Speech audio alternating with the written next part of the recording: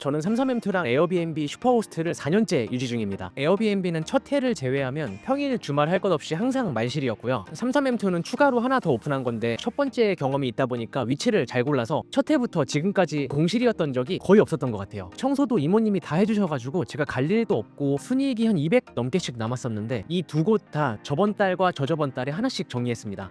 안녕. 이걸 제가 왜 다 접었는지, 그리고 지금은 어떤 새로운 숙소를 준비 중인지까지 전부 설명드릴게요. 에어비앤비를 고민하시든 삼삼엠2를 고민하시든 오늘 영상을 보시면 완전 다른 출발점에서 훨씬 안전하게 시작하실 수 있을 거예요.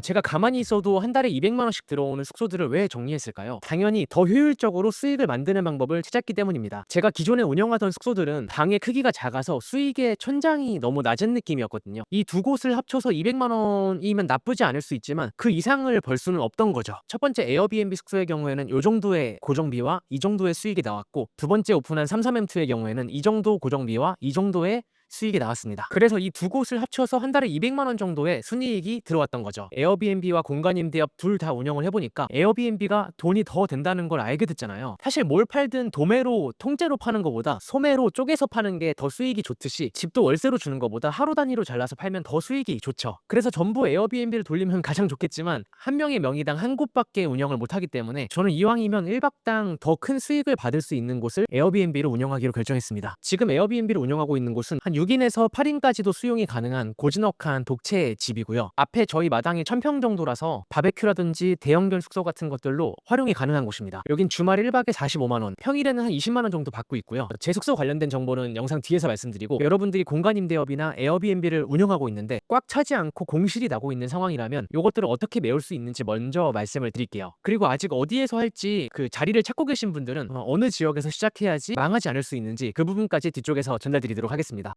보통 대부분은 삼삼엠2나 에어비앤비 같은 플랫폼에 올려놓고 예약이 들어오기를 기다리는 게 전부죠. 근데 그 지역에서 우리 숙소에 관심 가질 만한 사람들이 네이버에서도 엄청 검색을 하고 있거든요. 공실이 나고 있는데 그냥 기다리는 게 아니라 네이버에서 관련된 검색어를 검색했을 때 우리의 숙소가 조금이라도 나올 수 있다면 당연히 너무 좋겠죠. 외도민을 운영하시는 분들은, 외국인은 네이버를 잘 안 쓰니까 에어비앤비는 기본이고, 뭐 아고다나 호텔스닷컴, 익스피디아, 트립닷컴 같은 그런 플랫폼들에 다 올려놓듯이 한국인을 대상으로 하는 단기 임대 삼삼엠2라든지 농어촌 민박업으로 에어비앤비를 운영하실 때는 무조건 네이버에 노출을 시켜 놓아야 됩니다. 매일매일 하루마다 몇십 명에서 몇백 명의 사람들이 관심 있는 여러 키워드로 검색을 하고 있거든요. 삼삼엠트를 운영하실 때는 그 지역 플러스 단기 임대, 아니면 출장, 숙소 같은 이렇게 조합된 여러 키워드에 내 방이 조금이라도 노출돼 있냐, 이 부분에 따라서 문의량이 확 달라집니다. 저희가 많은 게스트가 필요한 게 아니잖아요. 우리 숙소에 받을 수 있는 사람은 하루에 한 명밖에 안 되니까 내 숙소를 홍보하는 포스팅만 올리는 블로그를 운영한다고 했을 때 하루 방문자가 한 30명 정도만 돼도 그 이상 필요 없을 정도로 너무 충분한 거죠. 그렇게 에어비앤비나 삼삼엠2 할 것 없이 내가 운영하는 공간이 있다면, 내가 판매하는 상품이 있다면 네이버에 그 지역 플러스 관련 키워드를 검색했을 때 우리가 운영하는 숙소가 어디 한 켠이라도 나오게 포스팅을 해두는 거, 이거는 필수로 진행을 하셔야 되고, 내가 포스팅을 할 줄 모른다면 다른 블로거들을 불러서 시키는 방법으로 해결할 수 있는 부분이겠죠. 이렇게 내 상품을 홍보하는 블로그를 운영한다면 방문자 1000명, 2000명, 만명짜리 블로그보다 내 숙소 홍보글로 하루에 30명씩 들어오는 블로거가 한 100배는 더 큰 수익을 만들 수 있다는 게 이런 부분입니다. 그래서 저도 지금 해외여행 계정보다 제 사업체를 홍보하는 방문자 100명짜리 잡블로그가 훨씬 더 많은 수익을 내고 있어요. 근데 아직 공간임대업을 하지 않는 분들의 경우에는 어떤 입지를 골라서 도전하실지, 그리고 전대차 동의를 받아내기가 어렵다는 이 두 가지 부분이 가장 큰 고민이실 텐데요. 대부분은 뭐 홍대, 망원동, 연남동 같이 열기만 하면 그냥 잘 되는 곳이라고 알려진 쪽으로 가십니다. 근데 아무리 좋다는 곳에 가서 해도 공실이 날 수 있는 가능성이 있거든요. 여기서 블로그를 조금만 할 줄 아셔도 우리가 어디에서 어떤 식의 컨셉으로 오픈해야지 안전하게 만실을 채울 수 있는지 데이터를 보고 판단할 수 있습니다. 에어비앤비나 삼삼엠2 같은 플랫폼에 올려두는 것 외에 우리가 능동적으로 그 지역에 어느 정도의 수요가 있는지, 그리고 어떤 컨셉으로 방을 운영해야 할지 보려면 이 순서로 진행하시면 됩니다. 블랙키위에서 홍대 숙소를 검색해 볼게요. 한 달에 3850명, 하루에 100명 넘게씩 검색을 하는 거죠. 내려가서 스마트 블록을 보면 홍대 근처 숙소, 뭐 하루 전, 두 달 전, 1년 전, 1년 전, 오래된 글들이 대부분이고, 두 번째 블록은 홍대 저렴한 숙소. 요 키워드는 스마트 블록에 맞춰서 쓴 글이 없어서 그냥 포스팅하기만 하면 쉽게 상위 노출시킬 수 있는 키워드입니다. 뒤쪽에 대기 중인 블록들을 봐도 뭐 홍대 입구 숙소, 숙소 추천, 숙소 가성비, 홍대역 숙소, 전반적으로 스마트 블록을 봤을 때 홍대 인근에 저렴하고 가성비 좋은 숙소를 찾는 수요가 많다고 생각이 되죠. 사람들이 원하는 것을 명확하게 알게 됐으니까 1박의 비용을 비싸게 받는 에어비앤비 모델보다는 33M2 같은 단기 임대 모델로 가성비 좋은 숙소를 골목 안쪽에서 월세가 저렴한 방으로 오픈하는 게 이 수요와 딱 맞는 전략입니다. 홍대 단기 임대라고도 한번 검색을 해볼게요. 한 달에 160명이 검색합니다. 단기 임대는 예약 가능한 최소 기간이 일주일이라서 손님들이 딱 일주일씩만 이용해도 한 달에 4명이면 꽉 차거든요. 한 달에 160명씩 검색한다면 이 조그만한 키워드에만 노출시켜놔도 너무 충분한 양이죠. 근데도 나는 부족하다, 불안하다, 아니면 방이 한 10개는 된다 하시는 분들은 이 인근에 있는 동들과 맞닿아 있는 지역을 넣어서 더 살펴볼 만한 부분들이 많습니다. 망원동 단기임대, 연남동 단기임대, 서교동 단기임대, 연희동 단기임대, 신촌 단기임대. 신촌은 막 240명씩 검색을 하네요. 블덱스에 들어가서 지수를 보면 다 준최죠. 완전 새로 만든 블로그 계정으로 글을 써도 여기에는 그냥 올라갈 수 있는 겁니다. 더 넓은 키워드를 보시려면 홍대 원룸이나 신촌 원룸 다 쉽게 노출시킬 수 있는 키워드들이고 800명, 900명씩 검색을 합니다. 홍대랑 신촌 지역의 이 사이쯤에 위치한 원룸이라면 매달 1700명씩 검색하는 곳에 내 원룸을 보여줄 수 있는 거죠. 이렇게 데이터를 보고 나서 지역 선정과 어떤 컨셉으로 오픈을 해야 될지를 결정하시면 굉장히 안정적으로 운영을 하실 수 있게 됩니다.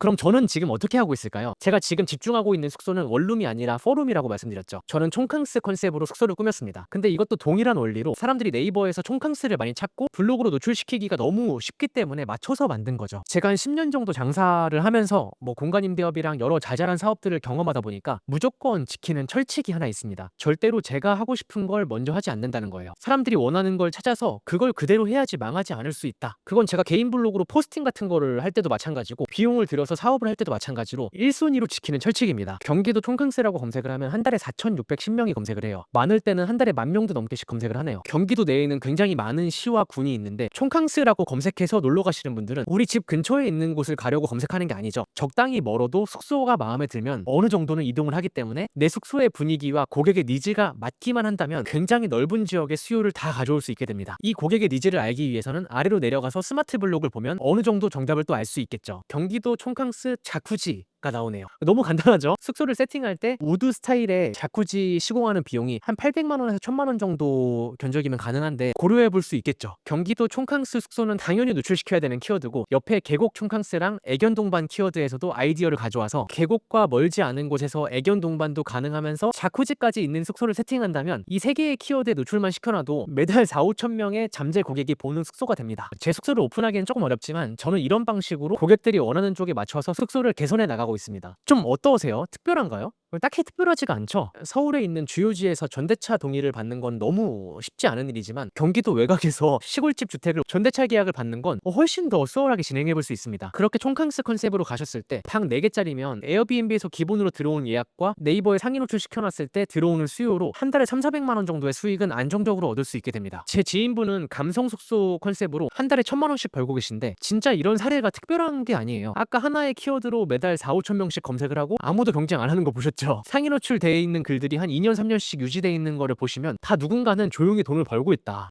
오늘은 제가 4년간 운영했던 소중한 두 숙소를 정리하면서 그동안 쌓였던 경험과 블로그 경험을 접목시켜서 훨씬 더 안정적으로 공간 임대업을 운영할 수 있는 방법을 공유드렸는데 이 영상을 보시고 나서 나도 이렇게 해봐야겠다 라고 노력을 하시는 분들이 과연 몇 분이 계실까요? 생각보다 많지 않습니다. 그리고 제가 오늘 전달드린 내용은 공간 임대업뿐만 아니라 어떤 제품을 소싱해서 판매를 하든지 아니면 매장을 창업하든지 내가 가진 서비스를 팔든지 모든 부분에 다 접목시킬 수 있는 부분입니다. 저는 어쩌다 보니까 블로그 강사라는 타이틀도 가지고 있지만 블로그 박사가 되고 싶지는 않거든요. 블로그로 수익을 내는 과정들이 그 정도로 깊이 있는 지식까지 필요하지 않습니다. 내가 팔 상품이 있다면 그걸 홍보하기 위한 키워드만 알면 되고 내가 판매할 상품이 없다면 고객이 너무 원하고 있는 그 니즈를 뽑아내서 상품을 만들면 한결 편한 사업을 시작할 수 있게 되는 겁니다. 블로그는 네이버고 네이버는 한국에서 가장 많은 사람들이 검색하는 검색 엔진입니다. 이 꿀같은 시장을 방문자 1,000명, 5,000명, 10,000명 늘리는 데 매몰되는 게 아니라 가장 효율적으로 제대로 활용하는 방법을 진짜 생생한 정보로 듣고 싶으시다면 구독 눌러주시면 큰 도움이 되실 겁니다. 오늘도 영상 끝까지 봐주셔서 감사합니다. 다들 즐거운 하루 보내세요.